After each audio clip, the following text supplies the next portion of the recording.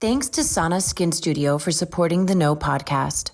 Sana is a skin studio that is shifting the relationship with your skin and your products through goal-driven facials, real guidance, and clean skincare. Stay tuned for our promo code so you can receive $25 off of your first facial at Sana Skin Studio. Welcome to the No podcast with me, Nikki Spo. What is up, you guys? Welcome back to another episode of The No with me, Nikki Spo. I'm so happy that you are back for more, and we have another solo episode today. And today, I'm talking about what advice I would give to myself in my 20s, okay? What I would tell myself in my 20s. I'm not gonna lie, my life has not always been easy, and there were some really shady things that happened in my 20s. But like overall, looking back, I'm really proud of how I handled certain aspects of my life, and I'm grateful for most of my experiences. That said, when I was in my 20s, you couldn't tell me anything. One of the main things I wish I had done in my 20s was be open to receiving more feedback and taking advice, like life advice. I was such a goal digger, right? That when I would get like a 97 on my paper in my art history courses in college, I would be like knocking on my professor's office door, like, how can I improve? Why didn't I get a 100? Why did I get a 97? Tell me all the things I need to do. How do I get a 100? When I was evaluated at the end of the year as a teacher, if I scored anything less than like the top score, I would ask my administrator like why I had scored low in that area, and I wanted to know how I could have scored better. So like in that regard, I was like, yes, I want to improve. But like when it came to, I was like that in dance too, and like performance, I always wanted to get it right? But when it came to life, I think that like my life felt like such a tornado in my 20s, and I was really just trying to make it all work that I never really slowed down enough to ask for advice. And even if I did, which was usually like in a backhanded, like, not really trying to ask for advice, but like, what should I do here, low key? I don't even know that I was like really ready to hear it. And I didn't think that like anybody could understand me and like my life experiences as if I was like so unique that like I neglected advice even when it was given, right? So the main thing I would tell myself, my 20s self, is to take the damn advice, all right? Which is the whole reason for this episode. Something that I am so passionate about today is like having the ability to connect and like the desire, like I actually have the desire to connect with other women and with like women of all ages. Like today, I love connecting with women who are older than me to see how they've achieved their life, love, family, and professional goals. I love connecting with women who are younger than me, whose energy and optimism often inspire the heck out of me. I want to talk to all the ladies because camaraderie and authenticity are the pillars of the No, and I want to feel all the feels and look at all the perspectives. So this episode is definitely geared towards the 20 somethings, and here is what I would tell my 20s self. First up, start earning your own money as soon as possible. Even if you're still in school and even if your parents support you or help out or you have whatever, a sky daddy, sugar daddy, whoever's helping you out in your life, there's nothing like getting real life work experience in which you are earning actual wages. Okay, that money is yours. It will foster a sense of independence and confidence. Like you did that, girlfriend. You are capable. I would also tell myself to keep saving that money, okay? If you listen to my money story, then you know that I was like a serial saver, almost to a fault. I would tell myself, I'd be like, all right, Nikki, 20 something year old Nikki, keep up the good work in that department. You're doing the right thing. You know, there were times like I felt jealous of the things or experiences that some of my friends had, but having my own little nest egg really served me in the long run. And I'm grateful that all of that hard work paid off, like literally paid off. Here's the thing. I was so busy working and earning money to support myself that I didn't create as much access for myself to get like work experience in the form of internships. So obviously like saving money was a huge thing for me, but I do wish that I had been a little bit more flexible and willing to seek out and take internship opportunities, whether they were paid or just paid very little. I think that the connections you can make through these opportunities can really pay off down the line. And so I would tell myself, like my 20 self, take the internship, even if that means you're going to take less money or maybe not get anything, any financial benefit from that internship. Like the work experience and the connections are going to be well worth it. So that's what I would tell myself. You don't have to have it all figured out. Don't let your friends, social media, or even like your parents make you feel like you need to have it all together. I see our 20s as a time of self-discovery, growth, and learning. And like, granted, we are doing those things, sure, for like our whole lives. But I think our 20s is a really magical time to not have it all together, to make the mistakes and be kind to yourself. I actually think it's crazy that we like go into college, we pick a major and we spend thousands and thousands of dollars on that specific area of education when we are so young, as if we like really know ourselves. And listen, some people do, and that's amazing. Like, go for that shit, do it up, college or not. But if you don't know, like, that's okay. For me, I had so many different things that I was passionate about: dance, art, fashion. And it was, and to be honest, it still is like hard for me to like narrow it down. And back in my 20s, I used to feel like so insecure and guilty for not knowing what I wanted and what I wanted to do.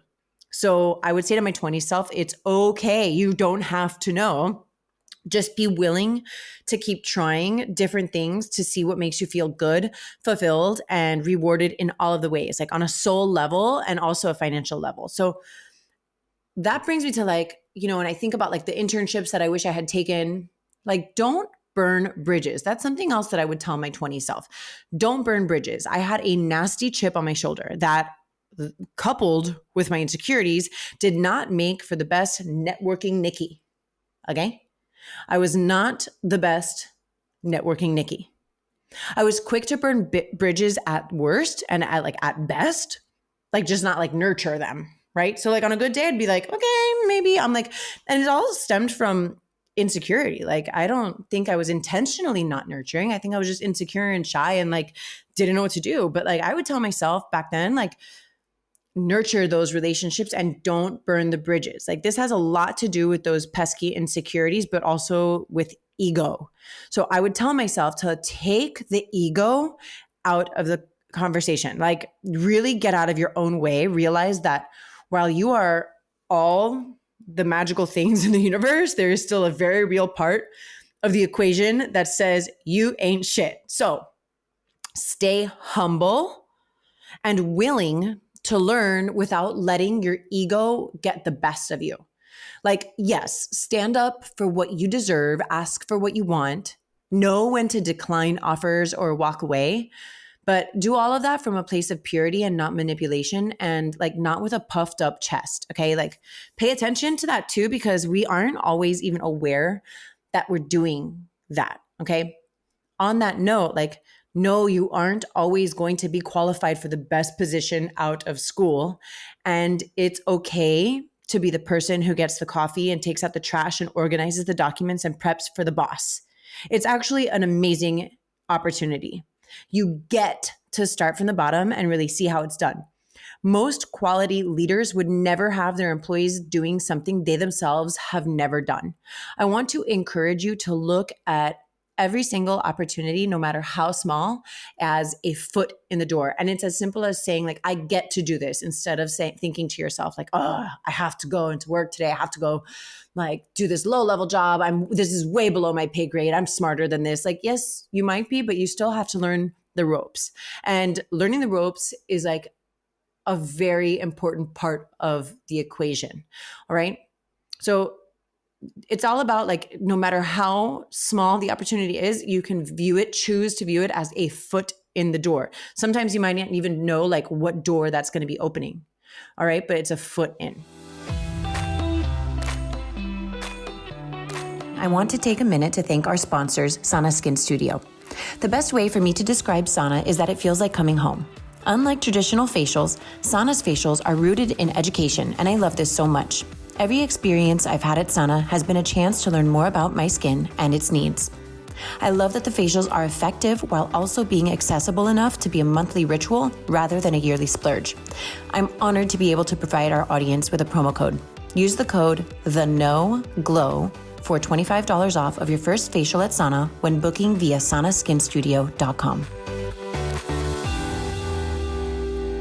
Something else that I would tell myself in my 20s. Something else I would tell myself in my 20s. I feel like that should be a tongue twister. Date. I would tell myself to date. Okay. This is loaded. And I could cover like a zillion micro topics on dating in your 20s. I mean, I've sure like had a bunch of really funny conversations about this that like don't need to be on a national podcast. But yeah, in your 20s, date. The overall theme is date, and date without remorse about saying no to the things you don't want or don't want to do, and don't have remorse about asking for what you want also. Okay. The same way we're learning about our likes in the professional world, we are also learning our preferences when it comes to developing romantic relationships. This makes me think a lot about sex. I'm not going to lie. Okay. Because like dating and sex, they like go hand in hand. So I remember feeling really, really, really ashamed of the fact that I wasn't going to marry the person that I lost my virginity to. Okay. Like looking back, I think that is ridiculous. I'm not here to suggest promiscuity, and I'm not even here to say that like you shouldn't marry the person you lose your virginity to. Like that's not bad. Like I'm just saying I don't think it's even a thing that matters. I don't think shame as a whole needs to have a place when it comes to love and romance.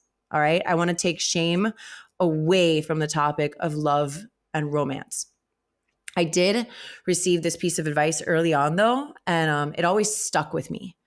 A trusted confidant in my life once told me that I wasn't a bad person for exploring my options, but that I should not give my body up with ease. All right. To be intentional about who I chose to share myself with. And that's not to say that things always needed to be serious to like qualify for sex, but it did mean that I wanted to make sure there were mutual, consensual, and pure feelings before I chose to be intimate with someone. It was advice that mostly served me well. I think it's like, that was an awesome piece of advice that I like took early on. And I was like, you know what? There's no sense in like sleeping around in the sense of like people who don't matter to me. I don't recall like feeling disrespected or taken advantage of, especially if I was following that advice. I feel like most of my experiences, there weren't like a million experiences. Okay, people, all right, before you were like, holy shit, no. All right. But I do feel like most of my experiences were pure and like well-intentioned. Oh yeah, except that one time that I discovered that one night stands are not my thing. I can't even believe that I'm telling you guys this on my fucking podcast, but whatever. Like we're here and I'm talking to the 20-year-olds, right? Like the 20 somethings. Okay. It would have been, the reason I'm bringing this up is because it would have been easy for me in my early 20s. And I saw countless girlfriends of mine like fall into this trap to think that like I was, or they were important or valued simply because like someone wanted to sleep with me or them. Like that is not what makes you important or valuable or cherished. Okay. Like that cannot be the standard. It just can't be the standard. Or like to masquerade like my exploration in the form of like randoms as like fun. That's not the case. And I'm grateful that it was a lesson I was able to learn quickly and that I had the awareness at the time to say, yeah, this is not for me. This doesn't sit right with me.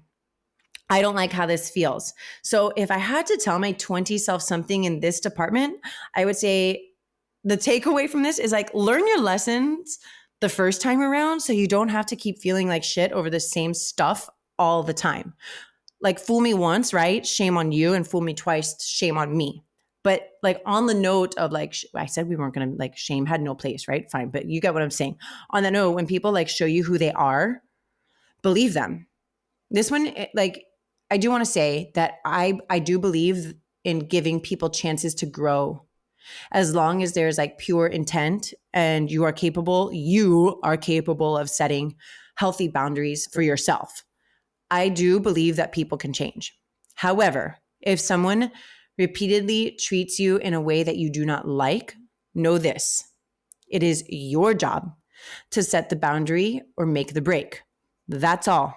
Like, I don't think I had the confidence, like back then, to say, like, this is my boundary. Like, I'm saying I don't like this, and I'm not going to tolerate this anymore. And I'm not just like in romantic relationships, but I mean in people, like just relationships with people in life.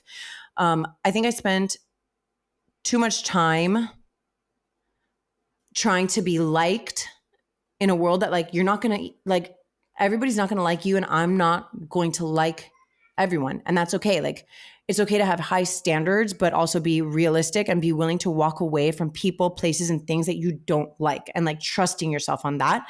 It's your responsibility to yourself.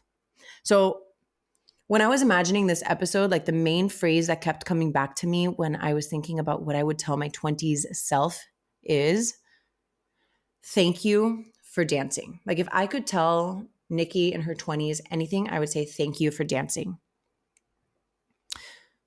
For me, it was dancing that opened my world up to the rest of like the arts. It opened my world up to endless possibilities, and it gave me tremendous hope. I made some of the best friends I could have asked for, who are still my best friends today.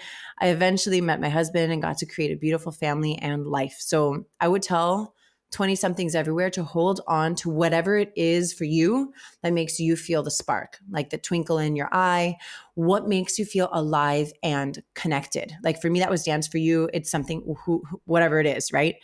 Make sure you keep it in your life as a part of your magic. It will serve you in ways that you can't imagine and that you can't foresee. And as I wrap up, like, while I spent so much time worrying about like what would become of me, like, I think I had the biggest question I had in my 20s is like, what is my life going to look like? Like, what is my life going to be like? What's going to happen?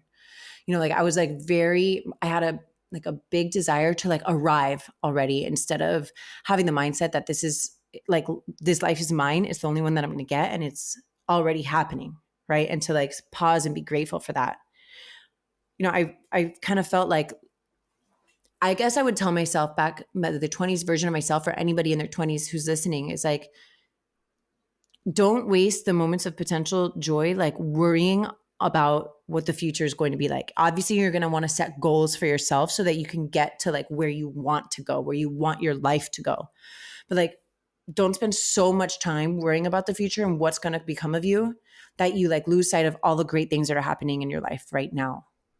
You get older, and then you're like, oh my gosh, that time of my life was so fun, you know, and hopefully like you have the sense of awareness and like the trust in yourself that you can like pause at every stage in your life and say, wow, this right now is the best time of my life. Like, I know that the version of myself that I was in my 20s was unique and special in its own way.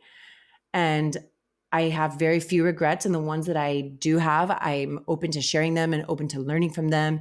And I don't have any shame, like thoughts of shame in regards to them. But I also know that like today, I'm like, this is the best time of my life right now. And I want that for everybody in their 20s, like as they grow and as they like learn and as they become more of themselves. Okay. Like, it's going to be okay. And to trust the divine timing of your life.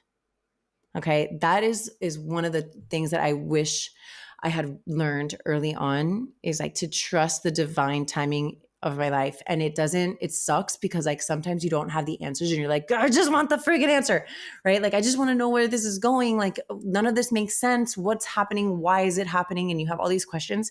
Like, it all makes sense in hindsight, and good thing, bad thing, who knows?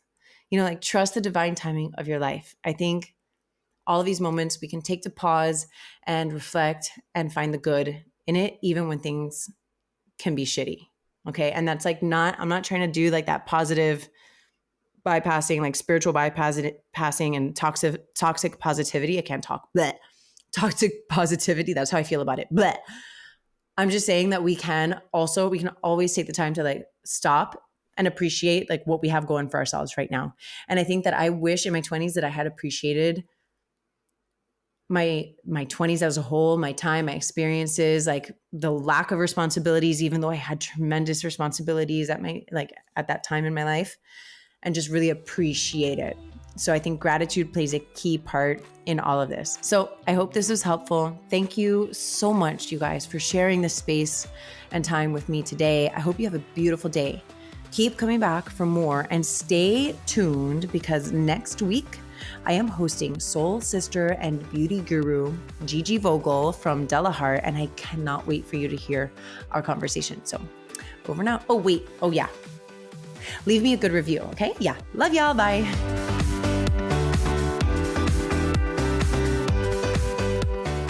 This podcast was brought to you by Sana Skin Studio. Be sure to use my code, TheNoGlow, for $25 off of your first facial at Sana when booking via sanaskinstudio.com. More than a skin studio, Sana is a movement towards healthier skin and self-love.